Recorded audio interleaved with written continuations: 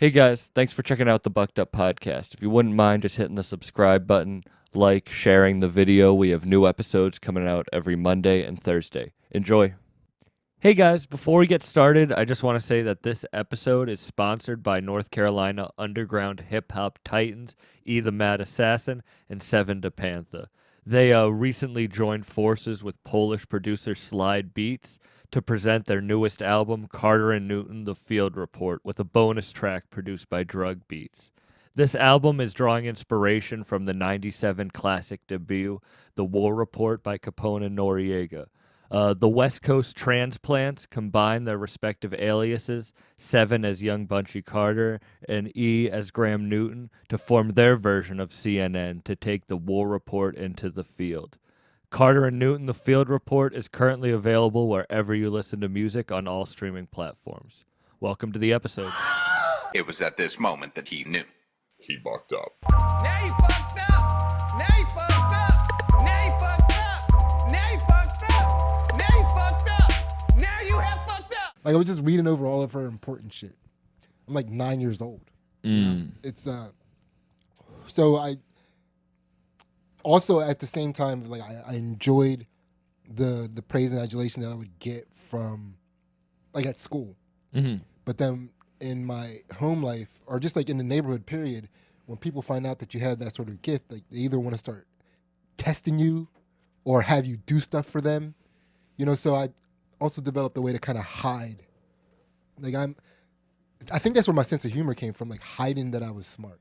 That happened to me, not in a smart way, but like feeling like you have something that you have to like hide as a kid, like makes you kind of section off, and then you kind of think a lot. You get in your own brain, and that kind of builds your sense of humor and your thought process. And then when you kind of break out into like, oh, I can be who I truly am, all those years of like hiding actually can blossom into something else.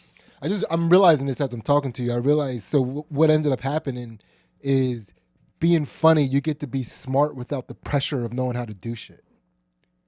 You know, so it's because you're being clever. You're being, you know, you're finding ways to turn a situation into a humorous situation, which takes a lot of brain power. Yeah.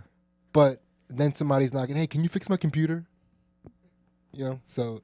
Because you can use that discipline, because I feel like there is something, you have to have a certain level of intelligence to know that discipline over a long period of time and figuring things out that way will make you successful. You can use that in other ways.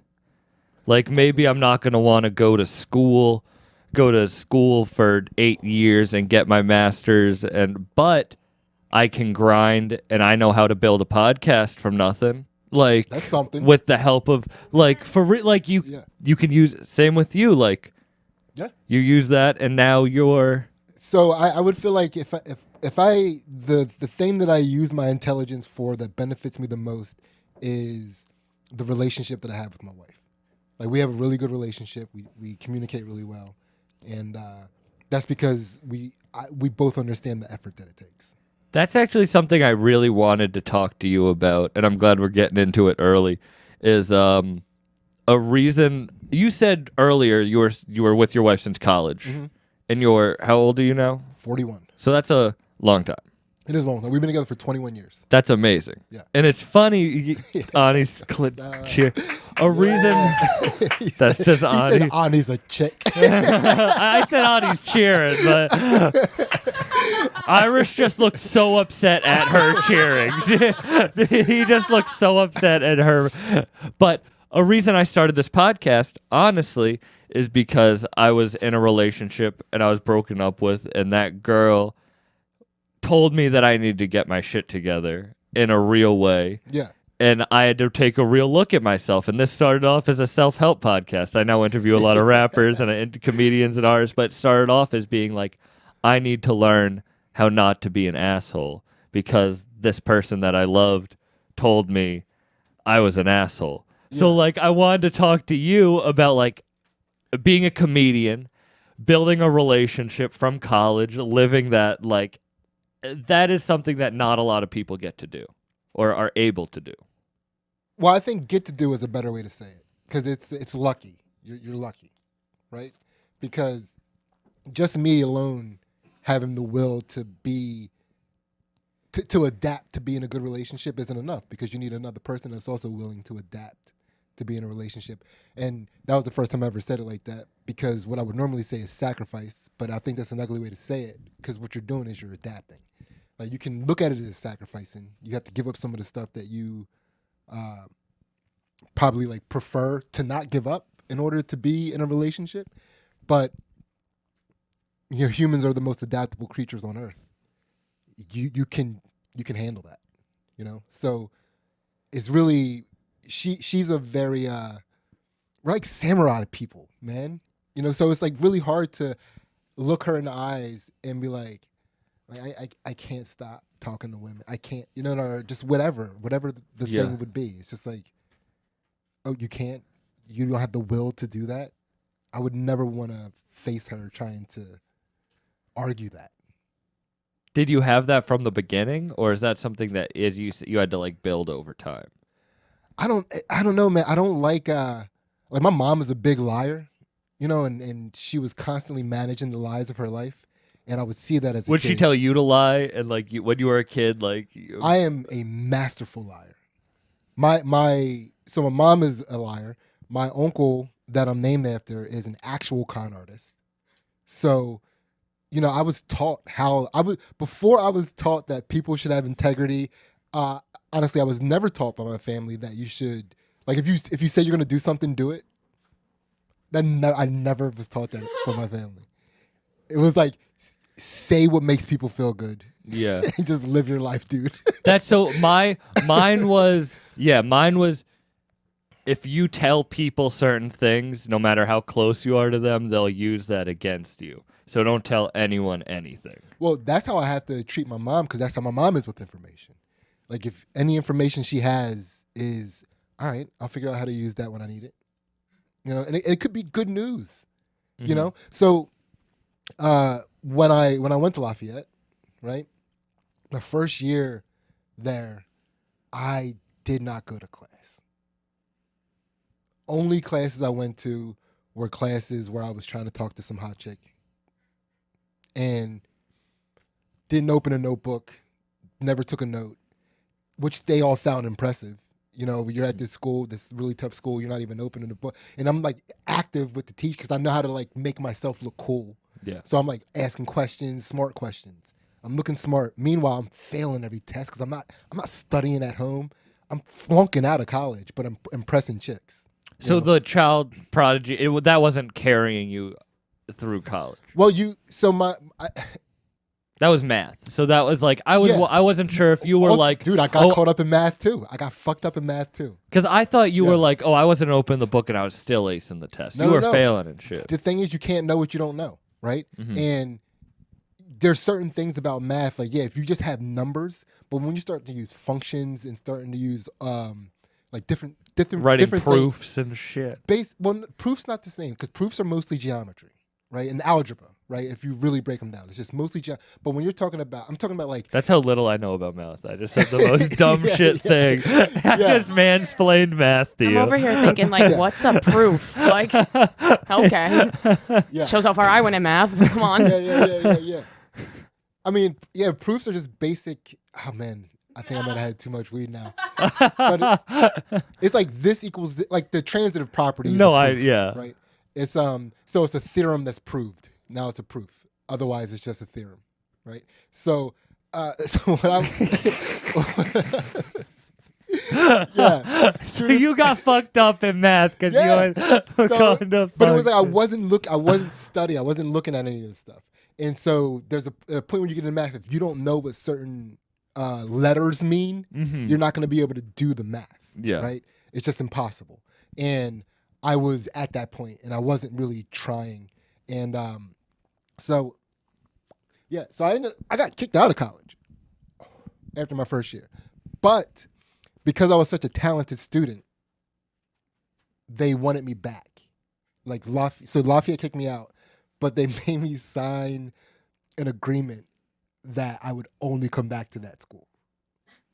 So they're like, go get your shit together and come back. Yeah. So I came back, and that's when I met who is now my wife, right? How soon after coming back? October. Came back September, met her October. Yeah. And I was probably gonna quit college actually, because it was like the amount that I was gonna have to apply myself to succeed. I didn't want to do, because it was like it was hard to not channel all of my energy at college to fucking chicks. That was very difficult for me, right? And actually, I wouldn't even say that I managed to get out of college without that being the case, right? But until I met Ansley, it was like, I don't think I can do this. I was like, I just don't think I can do this. And she goes, you need to stop feeling sorry for yourself. And she told me to get my shit together. And I was just like, oh, I think I love you. It was because that's how I saw myself. Like the way she talked, the way she was talking to me, the way she was disgusted at the way I was talking to her was right. Because I saw myself as a person where if I was talking like that, it would be disgusting. Right? But I wasn't conducting myself that way. And she was just like, dude, fucking be who you say you are. And I kind of like that. Yeah. Yeah. Because it was like, I mean, up until then, everybody was just so impressed with me. There was nobody to be like, you need to get your shit together. Like if I was ever like, this is hard, they'd be like, yeah, it must be hard. If he's saying it's hard, it's hard. Yeah. This is what hard is, by the way. Sidney found it, you know? So yeah, I never had, she was the first person to be like, stop being a bitch. Which is weird because I was such a bitch. Yeah. You would have thought it would have came a lot sooner. Because you described earlier like the Will and the Sammer, like you met your not your match, but someone who like can call you out on your shit. Like when I was called out on my shit, I didn't get it right away. Yeah. And that's why it didn't, you know? Yeah. I was an angry person.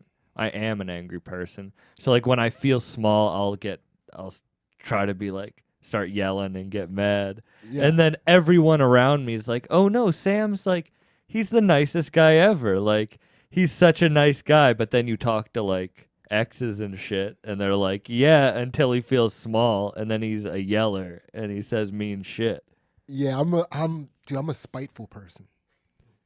So when somebody's trying to belittle me, I purposely shrink and let them get bigger and bigger until they get off balance, and then I fucking kill them. Dude, I'm evil. That's where your knowledge, that's where you're smart. You can use that. I play the long game in my relationships. Yeah. You care about burning bridges? No, and it's unfortunate, you know, and that's just because it's funny. I was just talking about this. I come from a long line of table flippers, man. Like I like I said, I was growing up I never was told that you have to do what you say you're gonna do, and no expectation of like not being an animal in any situation. So, I mean, my mom we got evicted from every house that I ever lived in. I don't think I ever lived anywhere as a kid, but before I was in 6th grade, when I went off and stopped living with my mom, I never lived anywhere longer than a year. Where'd you go when you were in 6th grade? I went to my grandmom's house. Yeah. And but before then, I think 8 months per spot was about legitimate. And then like weird transitional living situations in between, finding more semi-permanent residents, you know? And man, I think so one time my mom was getting evicted from a place, as is normal, right? And the landlord was at our door, and my mom's super charming, by the way. She's a really pretty lady, super charming. And we're now at this place 5 months overdue rent, right? And which means she stopped paying at month 3. And then she just charmed her way into like 4 months. And now this 5th month, it's gone too far, right? So now he's like, I can't keep doing this. I can't keep letting you live here free. And he said, like, he must have said, I'm not a charity or I'm not a whatever. And my mom just like hauled off on him and started like she hit him with a chair. There was a chair sitting right by her. She picked up the chair, hit him with the chair. Like he's like now retreating, you know, because this woman's fucking insane. Yeah. You know? And she's like throwing stuff at him as he's leaving, like from the house, like throwing, like she took a mirror off the wall and threw it at him. Like she threw it at him Ninja Star style. You know, it was like a square mirror where if that would have hit him, that would have went inside of him. Yeah. You know? She's lucky women can't aim. You know what I'm She saying? threw like a bitch. Well, yeah. Listen, I call them women. You can say whatever you want to say, but in my house, we call them women.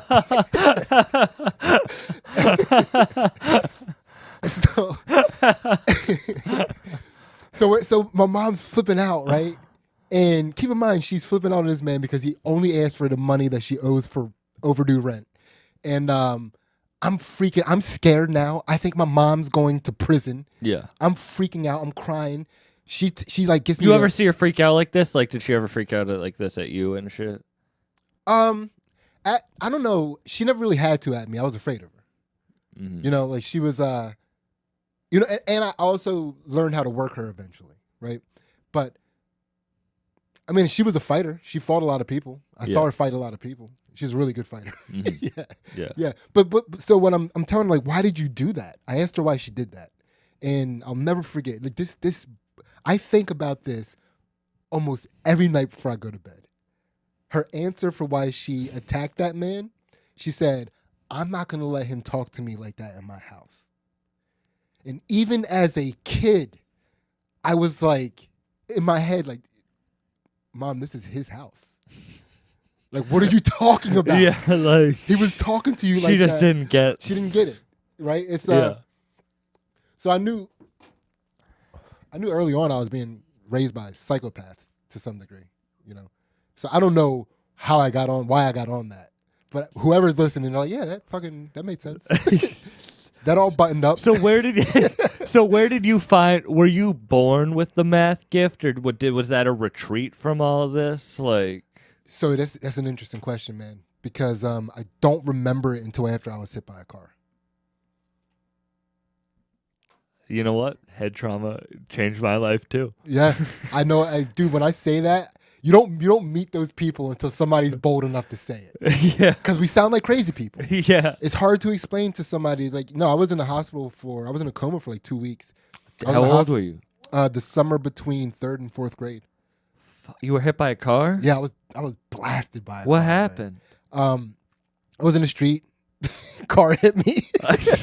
I mean, was it like a drunk driver? Was it like you walked out? He was tipsy, but no more tipsy than, you know, people driving Pottstown. It was like, I mean, I feel bad about this because, so my cousin, I was at a rec center. My cousin was like, hey, you want to go to the store? There was a dog across the street that we would try to get chased by, but you know, he was trying to get me to get chased by this dog with him. I didn't want to, but he was pushing me to get me to run, to start the chase. But he pushed me into the street and I got hit by a car.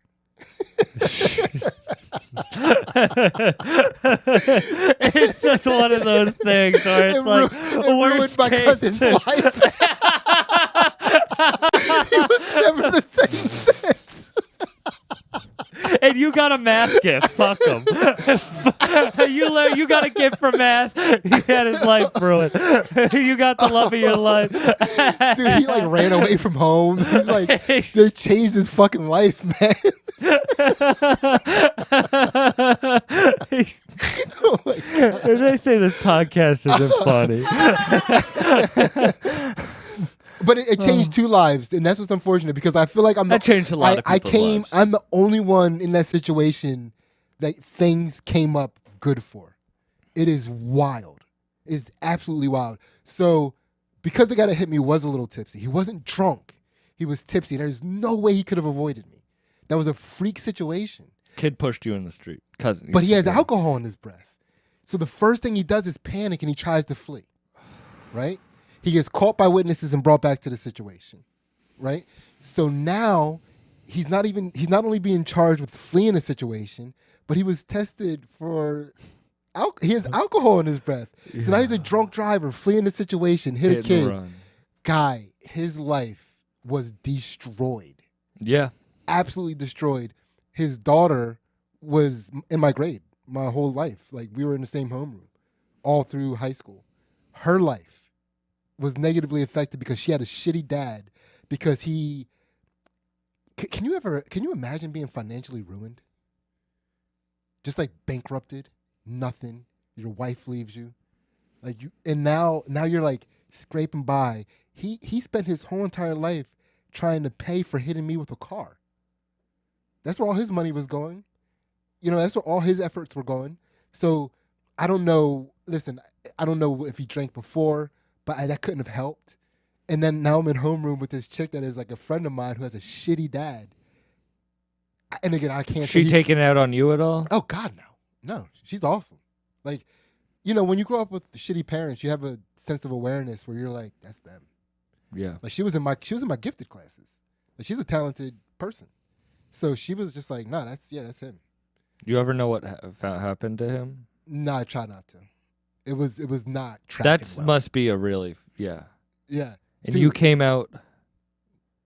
I have done nothing. Have you thought about that situation? Like, what's the probability, the possibility? Like, what the like? Are you of trying you to find come, out you how coming. deeply are you a math nerd, dude? Are you calculating probabilities on you getting hit by I'm a also car? asking about if you have any belief in like omen spirituality, any of that shit. I think I am a deeply spiritual man. I don't know what but I mean by omen though.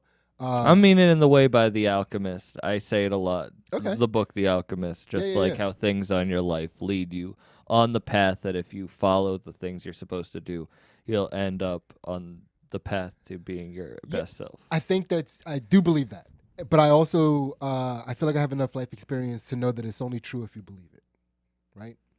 Because And disciplined enough. yeah, but if you believe that it's true, you'll have the discipline because you'll want to be ready, right? And so unfortunately, that wasn't the first situation where I left a wake of destruction, right? When I was a young kid, 4 years old, I burned my house down. It was a row home.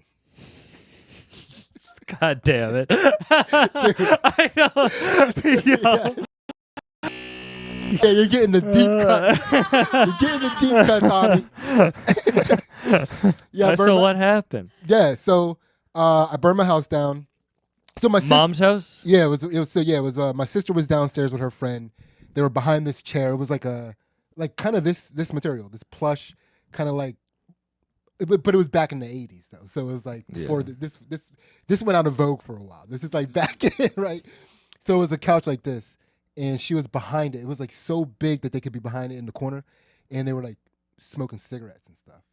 And I came down, and they thought I was my mom, so they ran away, grabbed their cigarettes, left a Zippo lighter behind the couch. So I got back there, figured out how to get it on, which I thought was really impressive, right? And then I start doing fucking Zippo lighter tricks right away. I'm like flipping it closed, doing all that stuff. Then the lighter got close to the back of the couch, and it burned a tiny little hole in it. Just melted a tiny little hole. And I'm like, well, that's sick. So now I'm just like drawing pictures like on the back of the couch, like melting holes, which I thought you would appreciate, Ani. I'm making art. Thank you very much. 100%. Fire was your medium. I support it. Thank you. So the lighter got hot. And at one point, I burned so many holes in a spot that there was just like not a lot of structural integrity. The lighter got hot, and I threw it. And it hit that spot and went into the couch, still on. Because you know the beauty of a Zippo lighter is It doesn't go high out. wind, you know. Threw it in there, couch went up. I jumped off the couch, ran upstairs, knocked on my mom's door. I was like, there's the house on fire. She was like, stop lying. So I just got in my bed, put the covers on my head. And she was pregnant with my brother. And it's fucking crazy. So she pulls me, she like smells smoke, runs into my room, like I don't even remember her ripping the covers off me. Next thing I know, I'm on her shoulders in my underwear. I don't know why she undressed me, but I was in my underwear. I'm just kidding. I was in my underwear. So sorry. I just am in my peripheral vision looking at Ani reacting to this story, and you listeners can't see, but I know she was like, they were like very tense. I was like, I gotta break this tension. This is too much. So she runs downstairs, and this was like, the 80s. We had all these like vines on the ceiling and stuff. So it was like everything was on fire already. Like my mom's like really artistic. She's she's like a fucking art savant. Like you give her a room in, you know, shapes, and you come back in, it's like, oh my God, who did this? You know, she's brilliant at that. And our house was like over the top, and everything's on fire. So my whole house burned down, all the way down. The house next to Can that, I just real quick? I have to interrupt. You say that, but you're also saying she has to move. So that means every time you move, she had to set all this shit up. Well, here's the beauty of being artistically brilliant like that. You give my mom $30 in a flea market, you would think she had professional decorators in there. All right. So it didn't take much. You know? Respect. Yeah, Back to the house being burned down. Yeah, so my whole house down, the whole house next to me pretty much down, and then the house next to that like 3/4 of the way down. So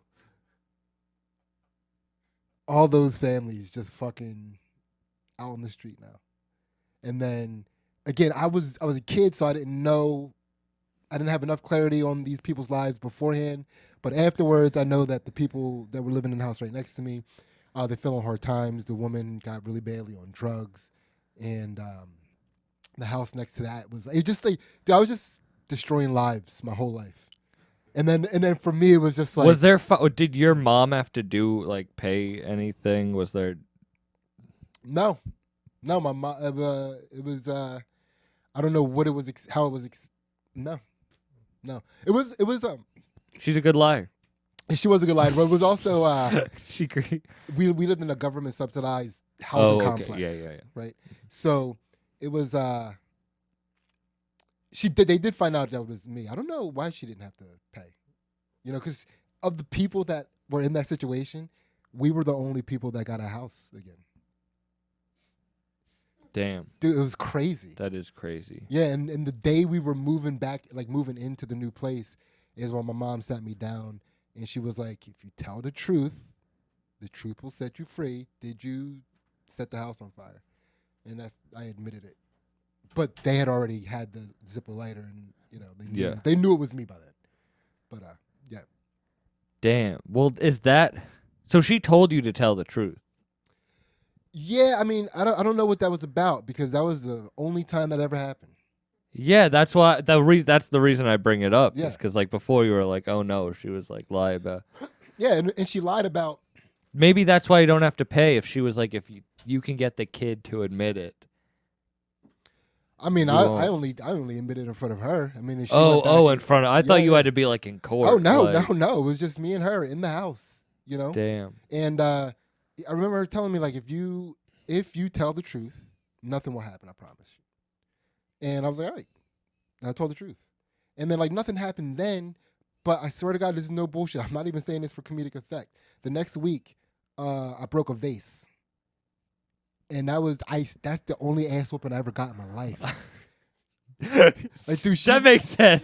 She was taking the anger out. Man, she was taking. I feel like she beat me for 2 straight days. It was insane. Yeah, it's just over. Yeah, she cried. Mama, she beat me, stopped, cried, got herself together, beat me again.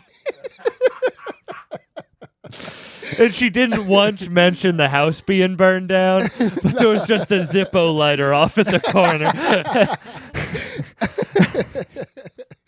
That's funny. Damn, but the wake. All right, now I kind of get the like you wanting to be disciplined, but all right.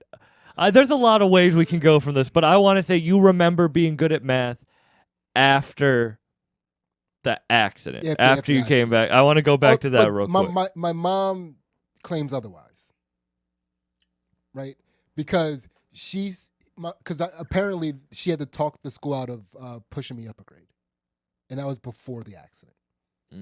So it's hard to really pinpoint. Because with head trauma, you forget a lot of the like. Exactly. I barely, which is weird because I barely remember anything before that, but I remember everything very crystal clear after that. Remember I got very vivid memories of my childhood. Were you a different person at all after the head trauma? Again, I would say yes. And it's funny you say like circumstances then like you're talking about the people's lives you affected afterwards. Like when I got in my head trauma, I don't know how much of it was I was affected by it or the repercussions of how people around me dealt with it then made me change as a person. Yeah, that's one thing I've always been hyper aware of. I mean, I would say that I noticed it after the head trauma is I'm hyper aware of my consequences for other people, good, bad, or indifferent. You know, so like Which is funny that you said you'd burn bridges now. Yeah, I mean, they have to deal with consequences too. Mhm. We live on a planet. You know what I mean? We're people. Yeah. So, yeah, I mean, I do think about. So I was recently escorted out of CVS by cops. This is the deep. What happened? Listen, I live my life one confrontation at a time. dude. There's just going to be a cut of this podcast of me going, and then what happened? Yeah, no, it was just over dumb vaccine stuff, man. It was like my paperwork wasn't right. They made me go back home and get my card, and then I went back home and got it and realized that they didn't need it, which I said they didn't need it before I went all the way back home and got it.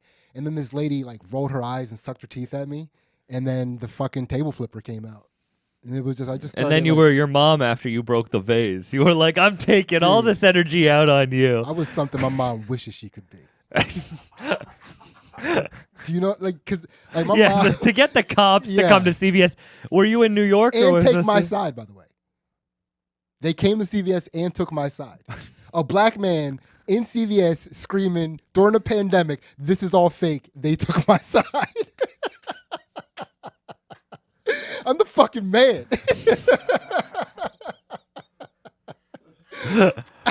No, because like, so it was pissing me off that I had to have this card is so important, but it's on paper, written in pen. And I started accusing them of selling cards, selling these blank cards to people, which is completely out of nowhere. That was out of thin air. You ever want to be a lawyer? That was my mom's dream for me to be a lawyer.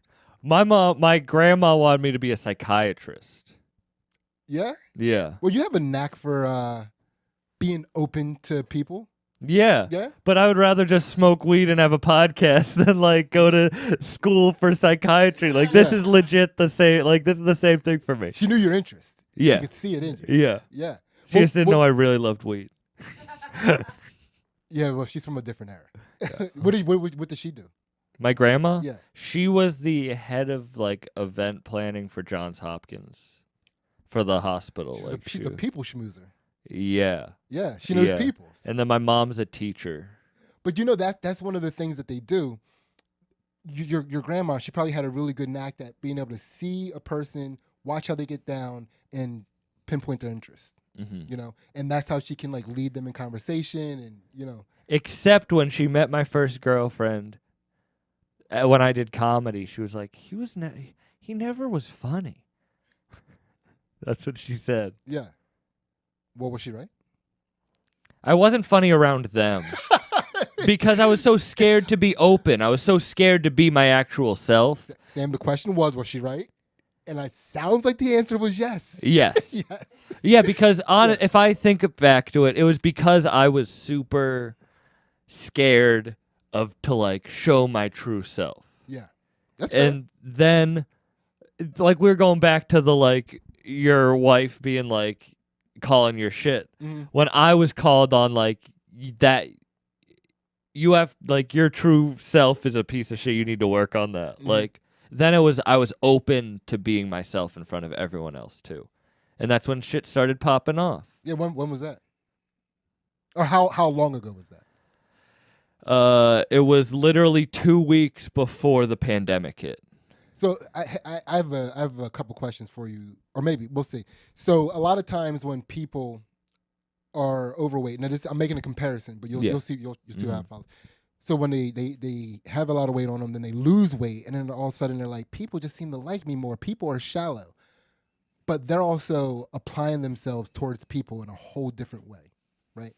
So some people don't have awareness of it. Some people do. Some people do. When things started popping off for you, when you look back on the way that you were before and the way that people treated you before, do you forgive them? Yes, I look at weight very differently. I've fluctuated weight my whole life. I've gotten not my whole life, but I've gotten very big. I've gotten very small. In high school, I had eating disorders. I would take X-Lax every day. I would eat 500 calories and then I would poop it out. Yeah, like it sounds like you had a shitting disorder. I too. did. Yeah, I was like, that's the most man eating disorder. It's like I didn't want to vomit. Yeah, I'll I just shit basically it shit out. a lot. I just shit. I would like that's what I would do. And my family, like my family is large. Did you ever experiment with shitting, like sitting positions? You ever cross your legs? Never shitting that much. No, I just would do it, and I would be very ashamed of it. Yeah. I'm thinking if you could even do that, like put one leg up on a knee like a man. Oh, and shit like that. Yeah. Well, what's that, Squatty Potty? Yeah. We're not sponsored by Squatty Potty, but I just. Yeah. I have one of those. Does it work? Yeah. Why are we now? Are you sponsored by Squatty Potty? I should be. You should be. Man, I've always had a love for the way Asian people shit. Hey guys, before we get back into the episode, I want to say that this one is also sponsored by 607 Sound, based out of Elmira, New York. They're a local underground upstate music platform. They're actually executive producing an album called Integrated Affinity Volume 1, featuring artists from the 607 like Blicka Don, Anthony Cannon, MBK Ritchie, and more, as well as artists you've seen on Bucked Up like Jay Skis and Deuce Ellis, as well as a host of others that could be soon like Tony Boy, Gaines, Chill Ali, Brother Tom SOS, Camouflage Monk, and Origino. Keep up with 607 Sound through their website, 607sound.com, and socials, and stay tuned for that album release coming soon. Let's get back into it. You like watch travel documentaries? Yeah, it's weird. and Even stuff? when they're shitting, it looks like they're bowing. Yeah.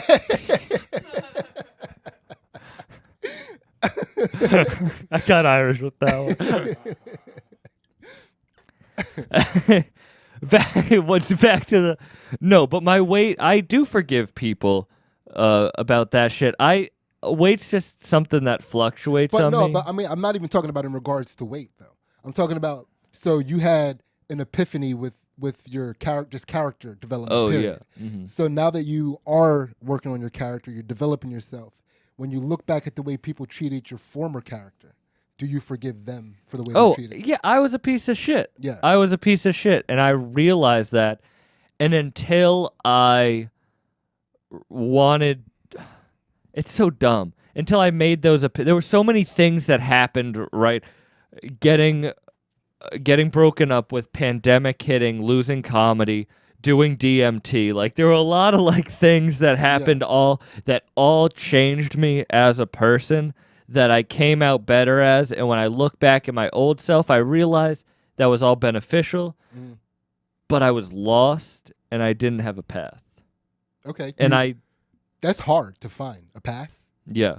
And I'm on a path now that I know. Like, Yeah. I know. Like, I don't know how else to describe it to people. I mean, well, you know the path. You know, you'll take the next step, but you don't know where you're going yet. You're carving out a path now, which is something that you probably weren't trying to do before. You probably were trying to find a laid out path or some sort of some way to automate life so that you don't have to think hard, work hard, you know. Yeah. So like when your wife said those things to you, you probably had something in the back of your mind that you're like, I'm going to try to make this work forever. Possibly. I hope so. I would like to believe that. Yeah.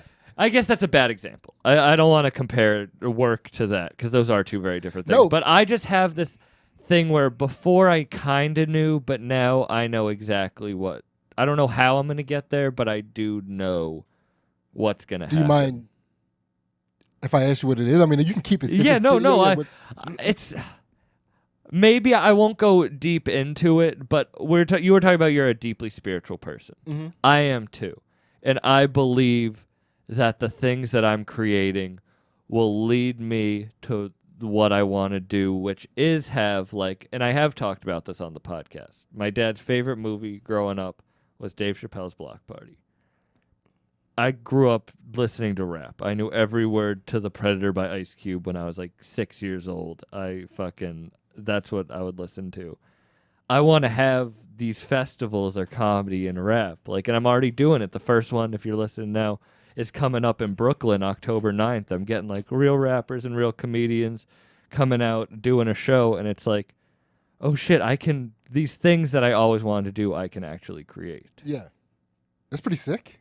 And people are this is such a thing that's so shitty, but I don't know if like when before the podcast you were saying that like you were getting recognition, like you were getting good feedback. Mm-hmm. That's how I feel. Like I've never had anything that's gotten like good feedback on a national scale. Not that I'm getting a national scale, but it's weird having people message me being like, what you're doing is really like helping me. Yeah. And it's like, that's what podcasts did for me when I got in my hockey accident, when I got my head trauma. I listened to podcasts. I listened to I listened to Joe Rogan from episode 400. Like I had never heard someone follow their dreams and say how to be a positive person and how to do that shit. So when I heard that, I was like, oh, I can. So what did you think of people that were like that before the head trauma? I was so envious of them because my life was so. My mom's a private school teacher. My grandma worked at Johns Hopkins. We're so proper. They would buy me Vineyard Vines. I would wear all this proper Vineyard Vines shit. But my dad was a musician and would play me rap music. And they hated each other. Yeah. And I was used as a manipulation tool between their shit. Like, my mom called the cops on my dad and got him arrested for weed just because she wanted him out of the house. But she's a private school teacher. So it's like, I was so envious of people who were just them, who didn't care about what they were saying. They didn't have secrets that they were holding. They got up on stage and they said whatever. They had podcasts where they had real conversations and they said stuff that like, why would you ever say, like, why would you admit that stuff? It's like, because it feels good and because maybe it'll help someone else out there. Yeah. It's pretty sick. I've always, that's because I've always existed in spaces where people were more like your past self, like because I'm hanging out with a lot of other kids that are academically gifted. Mm-hmm. I was also lucky to have my dad was a serious athlete. My mom was like a state champ in the 100-meter dash. So it's like I've had sports as a part of my life always too, but. I was a kind of a confident kid, and I would always have friction with like angrier people. And it was tough too because I wanted them to see that I wasn't doing this to make them upset. You know what I mean? And it was it took me a long time to learn that like I just have to give them their space and let them work that out. When did you learn that? Well, let's see, what time is it? No, I would say it was fairly recent because I struggled with that through comedy for quite a while. Because again, in comedy, you're dealing with a lot of people that are like insecure, not sure of themselves, and then like I would always do well on stage and be pretty, show up, but it's like my confidence isn't at you. Like I've worked hard, I've done a lot of things, I believe in myself. Yeah. Like that's the only thing this is. I don't not believe in you, right? Like I would love for you to also believe in yourself. It makes my situation a lot easier. You ever to read deal Be with. Here Now? No. There's a part, it's by Terrence McKenna. Mm-hmm. Is it by Ram Dass or Terrence McKenna? That sounds more Ram Dass. I think it's Ram. Yeah, it's Ram Dass. I'm sorry. And he's a point where it's like the homeless. I've said this on the podcast before, but it's like a homeless guy yelling on the street. Yeah, yelling on the street. He's Jesus, and he goes up to him and he's like, "That's awesome, man. I'm Jesus too. Everyone's Jesus." And the homeless guy's like, "No, fuck you. I'm Jesus." And he's like, "Oh, he's not Jesus because he doesn't realize we're all Jesus." Yeah. And that's kind of the like. Jesus is such a shitty term in that, but it's like. I realize I'm special because I realize anybody could be special if they put in that work. Dude, that's it.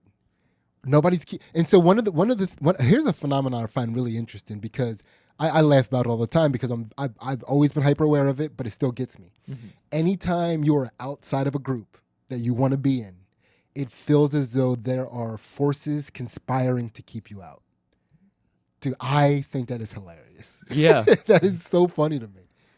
Yeah, and it's also, I don't know how you feel about, like, you do comedy in Philly. Mm-hmm. Like, that's a scene. And as much as I want to be part of the, like, Boston scene, I also am trying to do stuff outside of that. I don't want to be, so my energy can't go into the, like, Yeah. being part of that. So it's not even like I feel like they're conspiring, but it's like I only have certain amount of parts of my pie, and I can't put enough of that into the, like, it's not politicking. Yeah, but hear me out, right? Before you even finish that. So me and my guys, one of the things that you realize that you got to operate from a position of abundance, right? And this is my wife. My wife read a book a few years ago, and this became a thing. We get really into, like, this sounds like a good idea. We can adopt this to our lives and, like, just do it because, you know, we have, what else are you going to do in life, right? Yeah. So, like, 11 years ago, I say maybe 12 years ago, we decided we were just going to stop complaining. Just won't complain about anything. Just see what happens. And it's crazy how all of a sudden you start becoming a positive person. And you start suddenly becoming smarter because in your head, when something happens, you're not complaining. You just start figuring out how different ways you can solve it. And even if it's not something you can solve, the exercise of doing that just makes you a smarter person and, like, keeping it positive, right? Yeah. So I backed up to say, so the pie. You got to operate from a position of abundance. So because what happens is if you believe that you only have so much pie, you start protecting it, right? And when you protect anything, you hold on to it tightly. And when you hold on to anything tightly, you're holding on to something too tightly, right? So the pie is infinite. And that is the phrase that me and my Philly comedian guys, we operate from a position that the pie is infinite. I needed to hear that so bad because I think about that, like, weight too, where it's like I've gained like 20 pounds recently from the lowest, and I think about this, and this all ties together, where it's the abundance, where it's I'm like, I don't have enough time.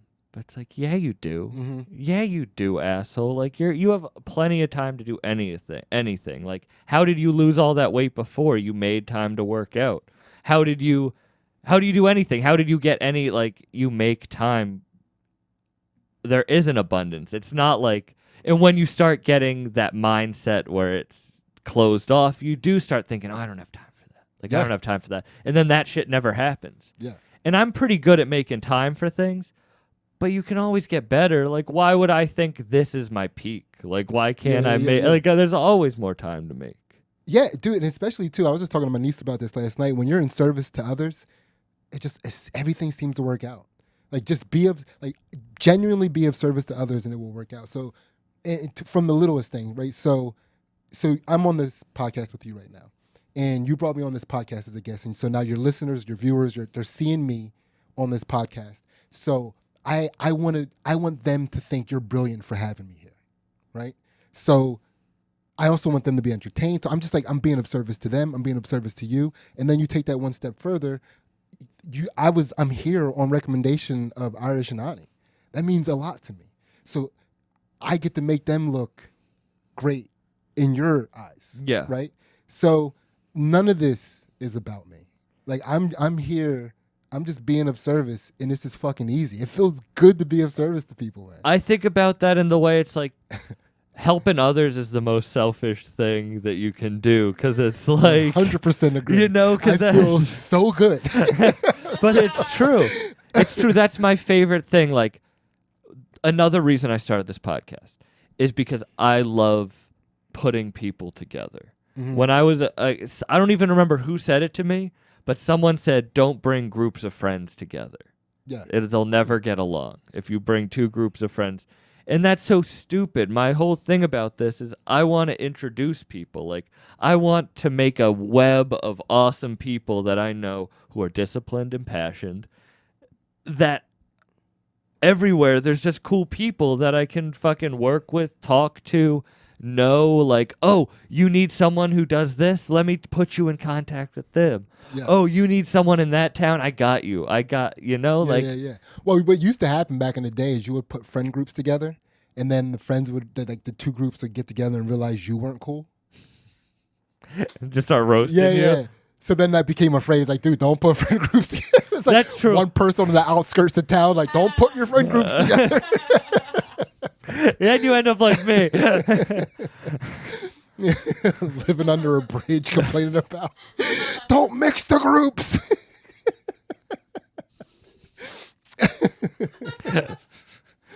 And that is the lineage of my family. It's like, wait a second, you also think friend groups shouldn't be mixed? It's just like, Let's fucking never tell anyone about it.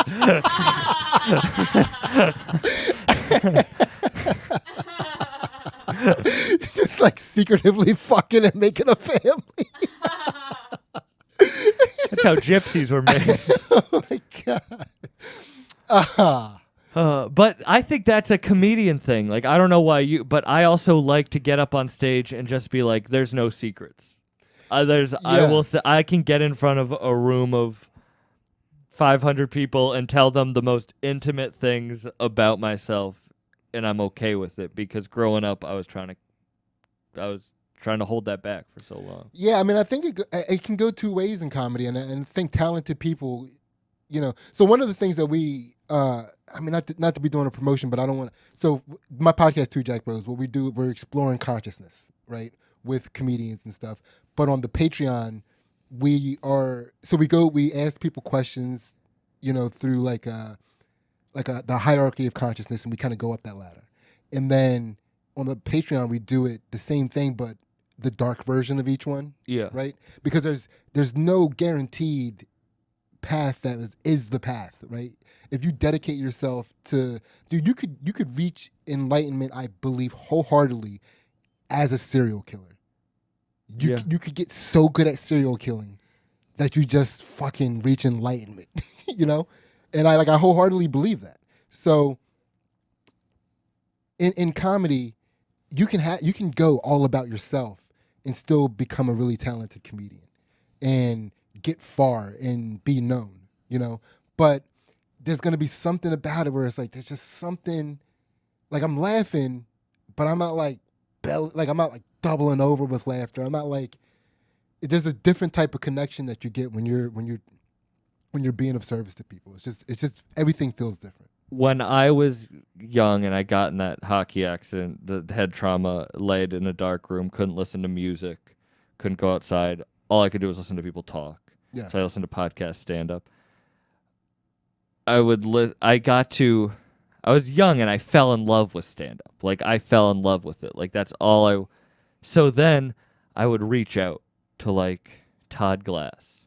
When I was 17, Todd Glass invited me backstage to the Wilbur Theater to see him open for Jim Gaffigan. I got to sit in his green room. And then when I went out to LA, I got to be on Todd Glass's podcast twice when I was just a kid who had head trauma and loved his podcast. Yeah. So you know Blake Wexler? Yeah. Uh-huh. Yeah. And and it's shout out Blake and Tom. for real. And the love that these comedians, Jen Kirkman, another one who was so nice to me. It's so funny because that's not even like the style of comedy that I'm now going towards, but like just the love that these comedians, Tony Hinchcliffe, another one that I did my first stand-up ever at the Belly Room on Kill Tony. I used a fake ID to get in, and I got on, and Brody Stevens was there, rest in peace, and they were just so nice and so kind that I was like, but they're also talented. So talented, and that's what I want to be. I do as much as I can. I want to get to my 10,000 hours as fast as possible and double that and triple that. I'm not a slacker. Like, I'm disciplined, and that with comedy. Dude, like, just be a giver. I've never seen you do stand-up, and so I can't, I'm not, what I'm about to say is going to sound like advice, but it's not advice from a position of knowing what you do. Do you understand what I'm saying? No, I totally, yeah. Right? So, but dude, just be a giver. You grow so much more. Like all of the people that you named, I know I've worked with a decent amount of them. They're givers. They're very open people.